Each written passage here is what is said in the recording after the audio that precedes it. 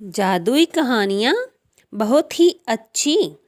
जादुई मछली वाला। एक छोटा सा गांव था जहां रहने वाले लोग अपने पारिवारिक संबंधों के साथ खुशियों से भरे जीवन जीते थे। गांव में एक छोटे से झील का भी नाम था जिसमें अनेक प्रकार की सुंदर सुंदर मछलियां रहती थी जो किसी के सपने पूरे करने की ताकत रखती थी। उस गांव के एक बड़े से जर्जर बगीचे में एक बच्चा रामू रहता था। रामू बड़े ही उत्साही और सपनों से भरे दिल वाला बच्चा था। उसका सबसे बड़ा सपना था कि वह गांव के सबसे खूबसूरत मछली को पकड़ेगा और अपने माता पिता को खुशी में दोबारा देखेगा। एक दिन रामू झील के किनारे गुमनाम बैठा था और जादुई मछली के बारे में सोच रहा था। उसे जादुई मछली ने बड़े प्यार से देख लिया और बोली, हे रामू, मैं जादुई मछली हूँ, तुम्हारी मदद कर सकती हूँ। तुम अपने सबसे पसंदीदा सपने को पूरा करना चाहते हो ना? रामू को बड़ी हैरानी हुई और उसने जादुई मछली को देखकर कहा, सच में तुम जादुई मछली हो? जादुई मछली ने मुस्कुराते हुए कहा, हाँ, और मैं तुम्हारी मदद कर सकती हूँ।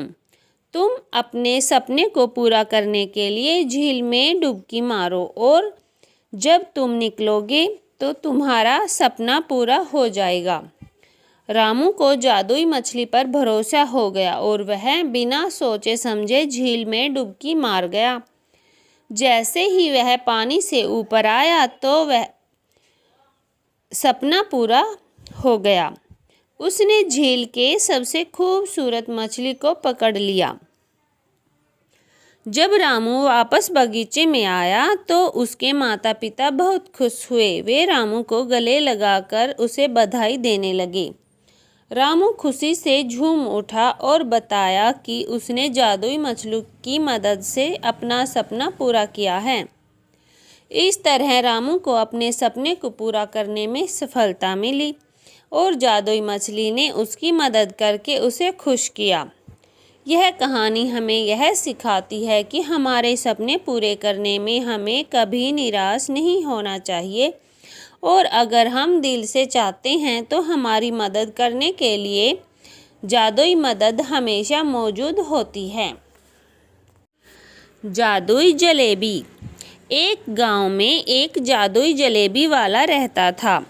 उसके जलेबी इतने स्वादिष्ट थे कि सभी लोग उन्हें खाने के लिए पागल हो जाते थे। वे जलेबी नहीं, जादू के फलों से तैयार किए जाते थे। एक बार गांव के छोटे से बच्चे राहुल ने भी सुना था कि जादुई जलेबी वाला गांव के पास है।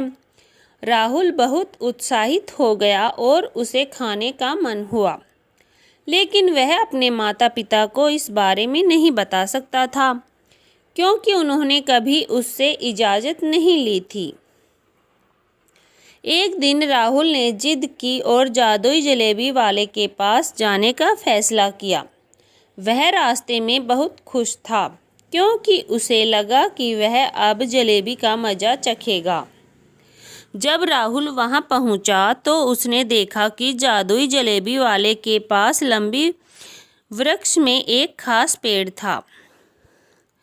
राहुल ने देखा कि जादू के फूल उस पेड़ पर लग रहे थे। वह पेड़ इतना खूबसूरत था कि राहुल बस उसे देखता रह गया। जादुई जलेबी वाला राहुल को देखकर मुस्कुराया और उसके पास जाकर बोला, हाय बच्चे, क्या तुम जादू के फूल देखना चाहते हो? राहुल ने हंसते हुए कहा, हाँ जी हाँ, मुझे बहुत खुशी होगी। जादुई जलेबी वाले ने एक जालिमी वाला फूल टूटने को चुना और उसे राहुल को दिया। राहुल को देखकर खुशी हो गई क्योंकि वह जादू का फूल पकड़ने के लिए अब वापस गांव जाने को तैयार था। जब राहुल अपने गांव पहुंचा तो उसने अपने दोस्तों को बताया कि उसने एक जादुई जलेबी वाले से एक जादू का फूल प्राप्त किया है। उसे देखकर सभी बच्चे उत्साहित हो गए। और उन्होंने मिलकर जादुई जलेबी वाले के पास जाने का फैसला किया। जादुई जलेबी वाला सभी बच्चों को खुश देखकर मुस्कुराया और उन्हें जालिमी वाला जादू का फूल दिया। बच्चे बहुत खुश थे और उन्होंने जादू के फूल को देखकर खेलना शुरू कर दिया। वे बस अपने नए खिलौने के साथ खुशी से खेल रहे थे।